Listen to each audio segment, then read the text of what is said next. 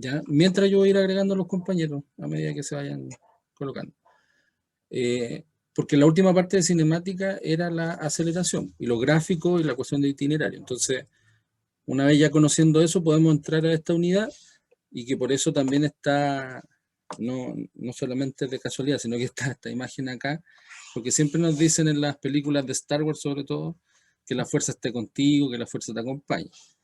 Pero en términos físicos eso no está tan correcto, ¿ya? Porque la fuerza en sí no se tiene, sino que necesita más de dos cuerpos, dos o más cuerpos. Pero ahí lo vamos a conversar.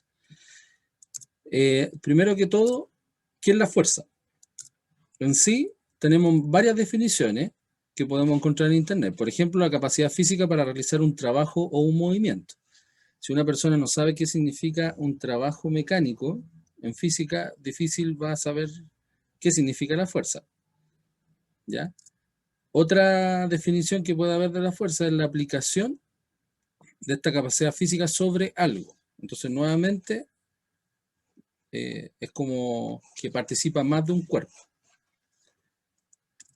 La capacidad de una cosa material o inmaterial para producir un efecto. Ya apareció ese tema, esa palabra que significa que hay otro cuerpo más también.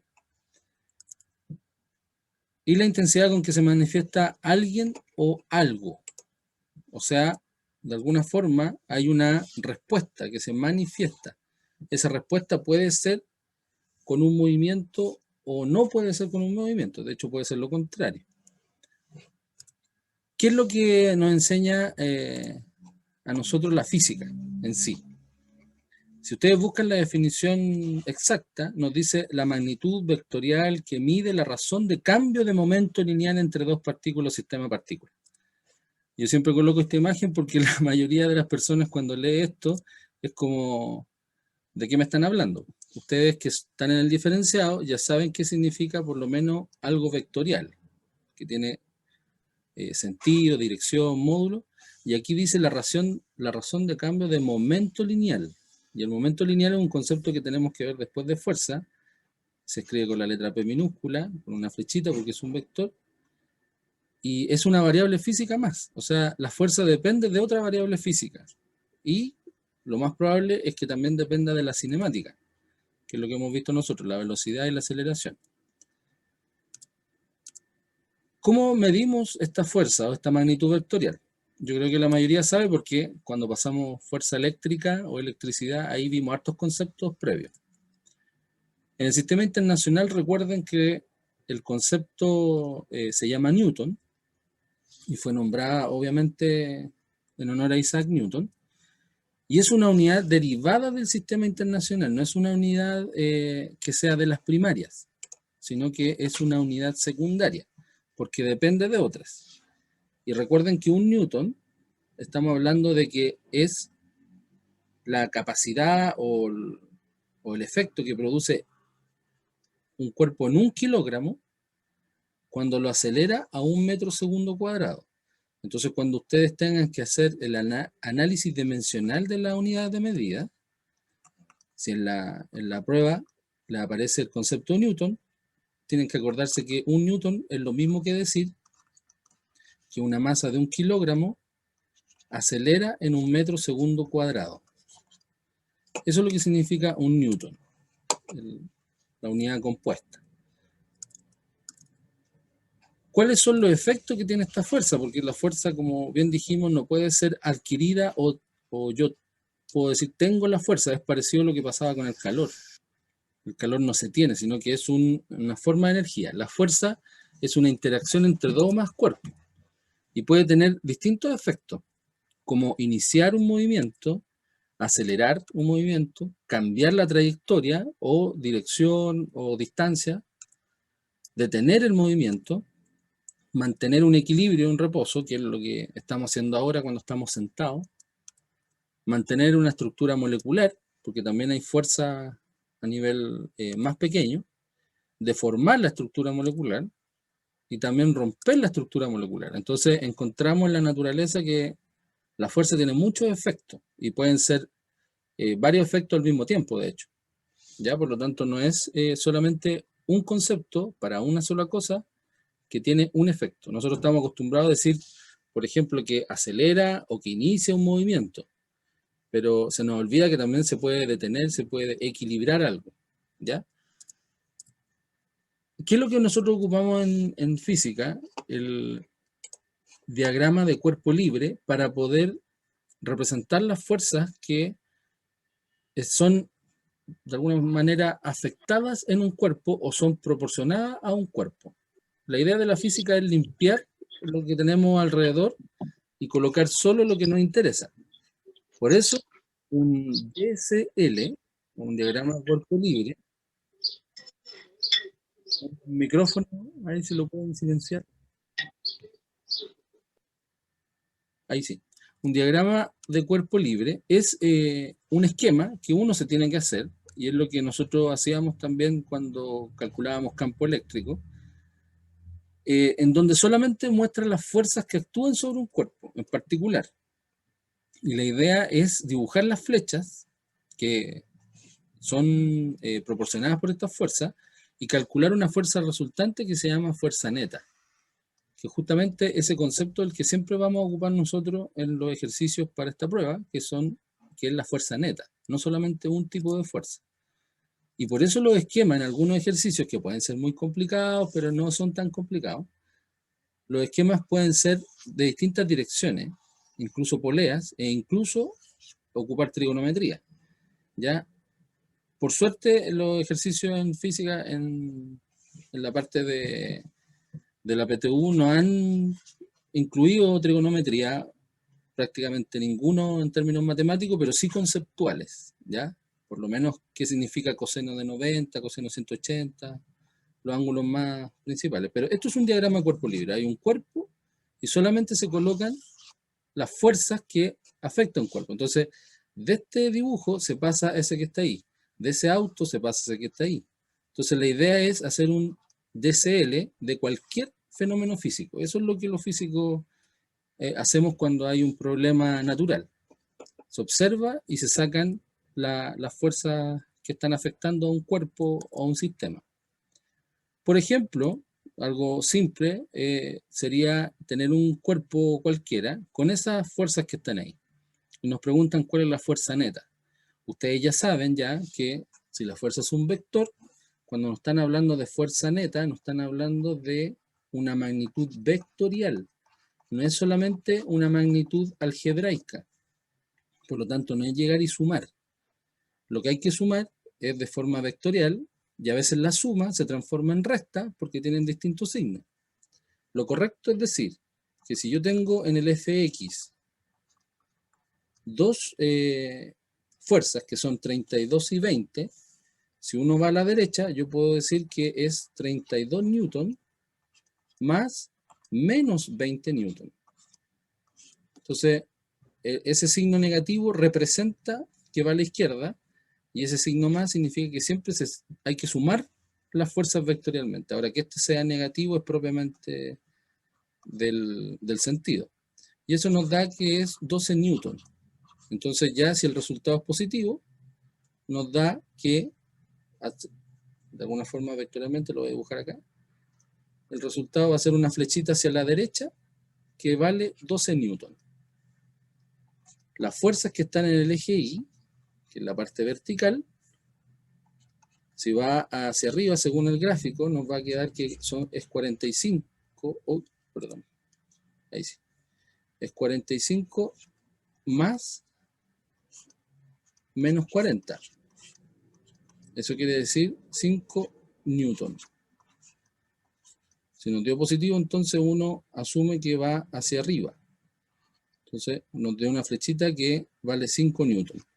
Vectorialmente, nos quieren decir entonces que la fuerza neta va en esa dirección, es una diagonal, y que representa su valor geométrico como Pitágoras. Entonces siempre, como nosotros lo calculábamos anteriormente en electricidad, cuando nos pregunten por la fuerza neta de un diagrama de cuerpo libre, esto es lo que nosotros tenemos que acordarnos, que se asume que es el teorema de Pitágoras o el módulo de un vector aplicado en el eje X y en el eje Y. Bien, entonces eso es lo que a nosotros nos están preguntando y no es solamente llegar y sumar 45, 32, 40 y 20, que esos son los errores comunes. Y claramente si estamos hablando de una prueba que no hay que usar calculadora, lo más probable es que no coincidan los números pitagóricos, como el caso de este ejemplo. Si colocamos 12 al cuadrado más 5 al cuadrado, los que ya saben los números pitagóricos se van a dar cuenta que el resultado nos debería dar 13. 5, 12, 13, que es una combinación pitagórica. Lo mismo que 3, 4, 5, también es 5, 12 y 13. Porque esto es 144, esto es 25, seguimos con la raíz, y esto es 169. Y la raíz de 169 es 13. Por lo tanto, la fuerza neta son 13 newton. Y no 32, ni 40, ni los números que aparecen aquí que son más grandes. Así que, para que lo entiendan bien, siempre las fuerzas netas hay que configurarlas según un diagrama de cuerpo libre. ¿Por qué Newton y por qué es tan importante él en esta parte de la física, al igual que fue en la luz o también lo fue en otro estudio como el cálculo? Porque él de alguna forma lo que hizo fue inventar o proponer la mecánica clásica. Por eso se llama newtoniana. Porque él de alguna forma lo que quiso hacer es entender qué es lo que era la fuerza. Y no solamente quedarse con una definición vaga, sino que él quería calcularla. Por eso se le conoce a él principalmente en la mecánica, porque tiene sus leyes o principios de Newton. Estas leyes o principios de Newton es uno de los libros más importantes de la física. No es el más importante en sí, pero es casi tan en tercer lugar, segundo lugar de toda la física de la historia, porque da comienzo a lo que significa la mecánica de que nosotros conocemos ahora. Entonces, Isaac Newton, al postular estas leyes, se dio cuenta de que él podía dividirlas. Y las dividió según lo que él observó y según también lo que él calculó. La primera ley, que él llamó inercia, escribió textual lo siguiente. Dice, si sobre un cuerpo la suma de todas las fuerzas, entonces ya estamos hablando, como aparece ahí entre medio, de la fuerza neta, de todas las fuerzas que interactúan con él, es igual a 0. Ahí tienen que tener ojo porque esa es la gracia de esta ley. Si es igual a 0, entonces el cuerpo se encontrará en reposo, que para la época no era una novedad, o en movimiento rectilíneo uniforme. Eso sí era una novedad. Entonces lo que decía Newton en sí es que si yo sumo toda la fuerza de un cuerpo y si me da 0, o va a estar quieto, en reposo, no lo voy a poder mover, porque ya su fuerza ya está concentrada y no voy a poder mover una masa tan grande. O puede ser de que si en ausencia de roce, sin roce, del aire, esto se vuelve infinito, este movimiento. Por lo tanto, se mueve infinito según un MRU. Y en la época de Newton, como no habían viajes espaciales todavía, él se imaginó de que si tú lanzas una piedra en el espacio, o apenas la toca, la piedra se iba a ir moviendo si es que no había ninguna interacción alrededor. Y eso lo hacía, tenía que hacerlo en MRU. El MRU es cuando ya todas las fuerzas suman 0. Y es lo que pasa en el auto. En el auto cuando uno quiere ir a 90 km/h, 100 km/h constantemente, es porque todas las fuerzas suman 0 y el auto va prácticamente libre de fuerza. Pero no quiere decir que no hayan fuerzas. Ojo con eso. Ahora ahora en este video se les va a explicar de mejor manera lo que es la primera ley, si es que no la pudieron entender con lo que dije. Libro de los Principia abarca las 3 leyes de Newton del movimiento. Estas leyes constituyen los principios fundamentales de la dinámica. Veamos el primer axioma, o primera ley de movimiento. Todo cuerpo persevera en su estado de reposo o movimiento uniforme y rectilíneo, a no ser en tanto que sea obligado por fuerzas impresas a cambiar su estado. Si un objeto está en reposo, permanecerá en reposo hasta que una fuerza actúe sobre él. Supongamos que dejamos una botella vacía en nuestra mesa. Esta persevera su estado de reposo. Luego de un rato, esta cae. No cae sin ningún motivo. Hay una fuerza que la hizo cambiar de estado. En nuestro caso, fue el aire que hizo moverla. Pero si esta botella la llenamos de agua, aumenta su masa y por lo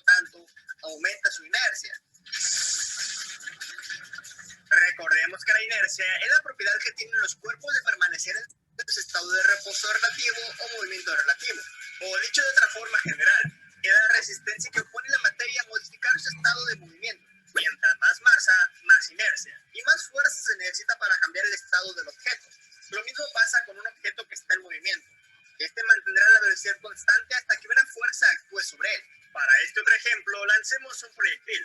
Miren cómo sigue una línea recta con una velocidad constante, sin que nada se interponga en su camino.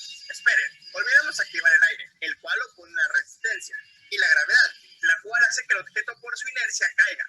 Vemos que el proyectil cambia su estado de movimiento a un estado de reposo, con las fuerzas que actuaron sobre él. Un tren el cual tiene mucha inercia será difícil detenerlo con nuestra propia fuerza, y cuando se detenga nos será difícil moverlo. Esta ley nos ayuda a comprender cómo suceden los accidentes, pues es cuando un coche va a una alta velocidad y choca con un árbol, el coche se libre de los principios.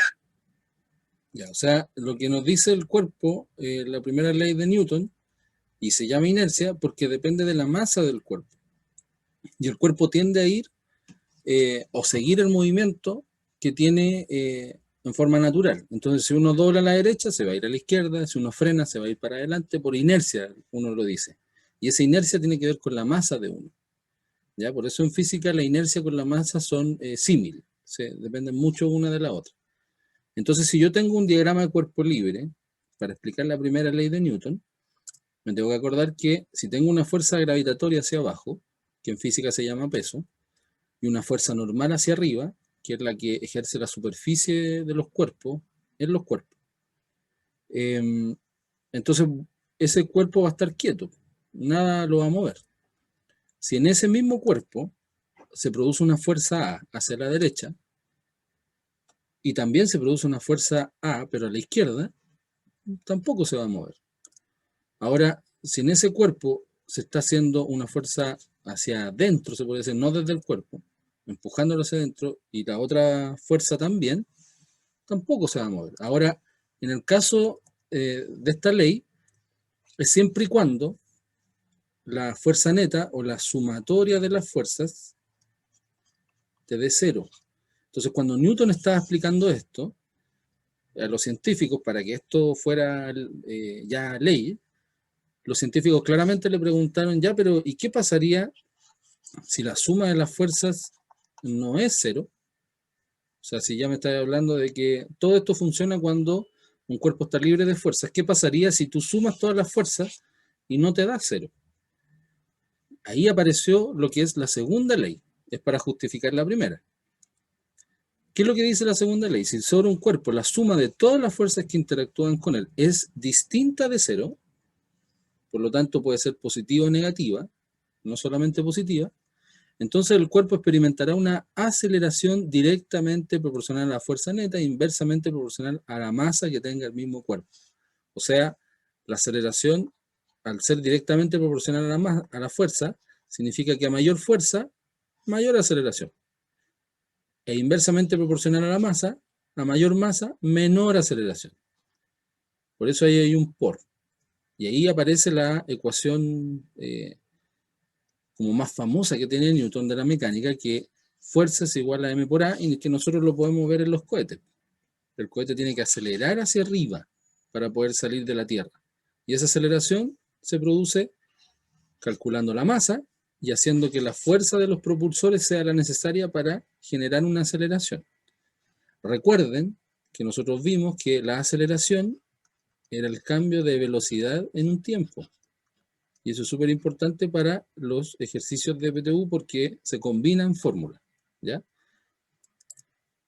Entonces, en el caso de la segunda ley, si yo tengo la fuerza normal y la fuerza peso, que siempre van a estar en la naturaleza, y tengo ahora esa ecuación que está ahí, donde me dice que la fuerza neta es igual a masa por aceleración, entonces de alguna forma lo que voy a tener que fuerza A y fuerza B, en este caso, tienen que ser diferentes, no pueden ser iguales, si no nos vamos a quedar con la primera ley. Una tiene que ser más grande que la otra. Si FA es más grande que FB, entonces se va a ir a la derecha. Eso sería como lo más lógico. ¿Qué pasaría si tengo la misma fuerza interactuando con distintas masas?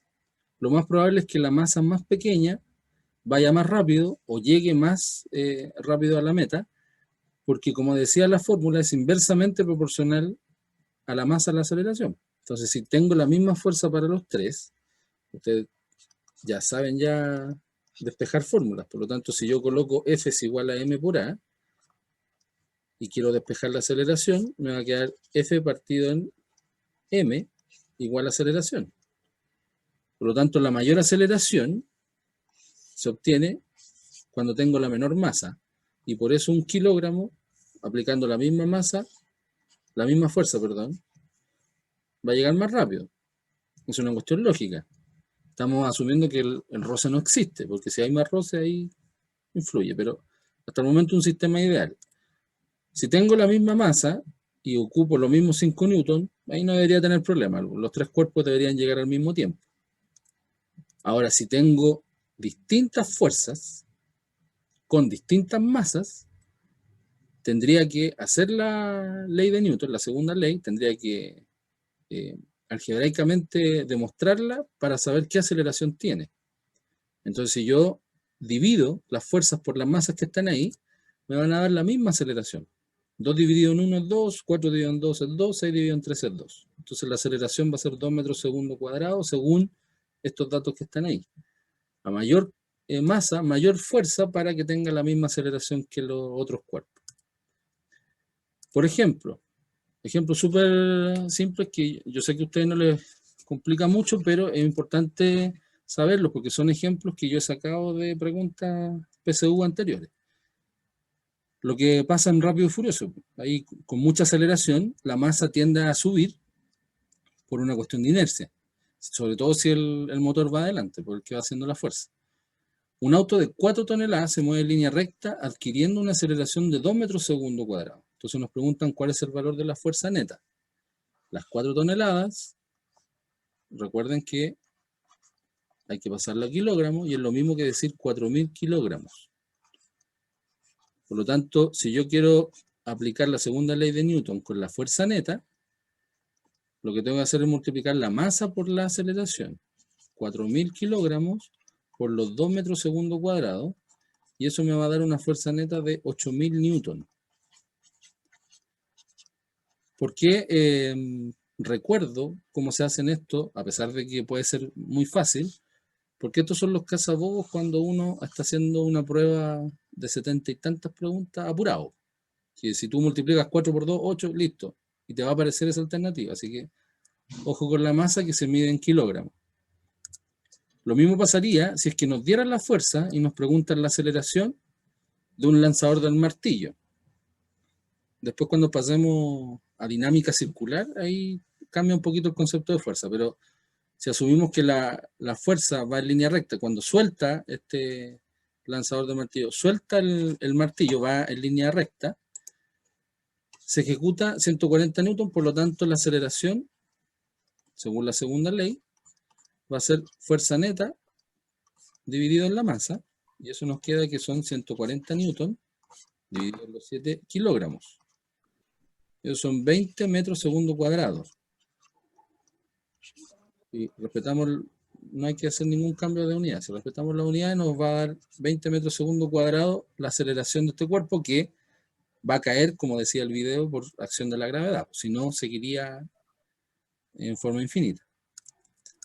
Y también pasaría de que si yo tengo dos datos de dinámica, nos pueden pedir el dato de la masa.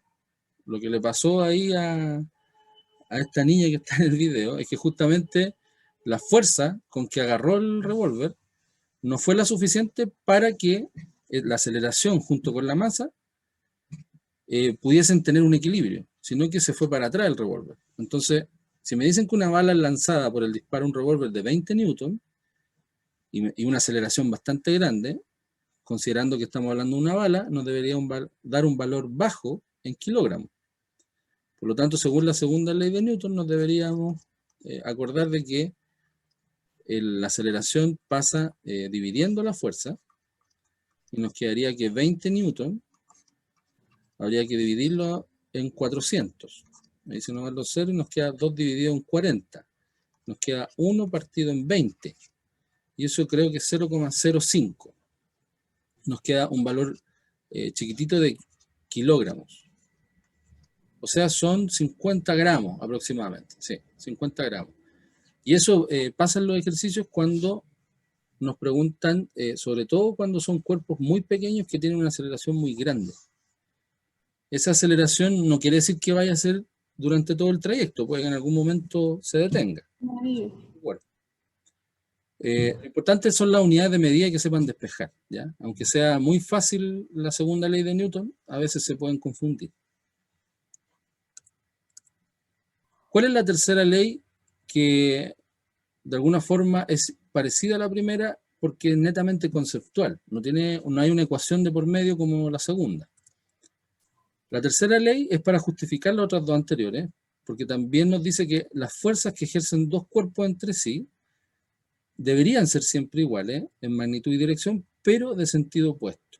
Entonces, cuando hay una acción, siempre uno recibe una reacción. Ahora estamos en la época de Newton. Sabemos que esta acción y reacción no siempre va a ser igual, porque depende de qué cuerpo estoy haciendo la acción. Por ejemplo, una cama elástica. Una cama elástica, si salto, no voy a recibir la misma fuerza, voy a recibir más de lo que fue la acción, por eso uno salta más alto, ¿ya? Pero eso va a depender del problema. Lo que sí nos dice Newton es que tiene que haber una reacción. No puede haber una fuerza de un cuerpo a otro sin tener una respuesta. ¿Ya? Esta respuesta puede ser igual o no, pero va a ser en sentido opuesto. Acuérdense que el concepto de dirección, cuando hablamos de dirección, estamos hablando de horizontal y vertical. Y cuando hablamos de sentido es izquierda y derecha. ¿Ya? Para que no se lo olvide y que a lo mejor ahora les pueden explicar mejor con este video cortito, para que tomen atención. Ley de acción y reacción.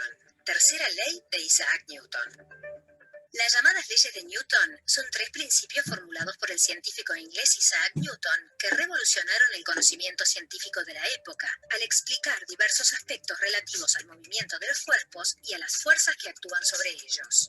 La tercera ley nos permite entender qué sucede cuando dos cuerpos interactúan entre sí.